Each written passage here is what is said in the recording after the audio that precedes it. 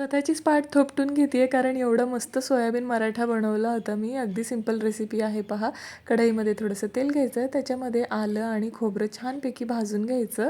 सगळ्यात पहिल्यांदा आलं आणि मग खोबरं घालायचं. त्यानंतर मिक्सरच्या भांड्यामध्ये आलं, खोबरं, लसूण आणि कोथिंबिरीचं छान असं वाटण करून घ्यायचं. एका कढईत थोडंसं पाणी घ्यायचं, त्याच्यामध्ये अर्धा चमचा आलं लसणाची पेस्ट आणि थोडंसंच मीठ घालायचं आणि जे सोया चंक्स आहेत ना ते टाकायचे आणि पाणी छानपैकी आटून द्यायचं. अगदी थोडंसंच पाणी घालायचं आहे. पाणी आटलं की थोडंसं तेल घालून आहे ना हे सोयाबीन छान असे परतून घ्यायचे.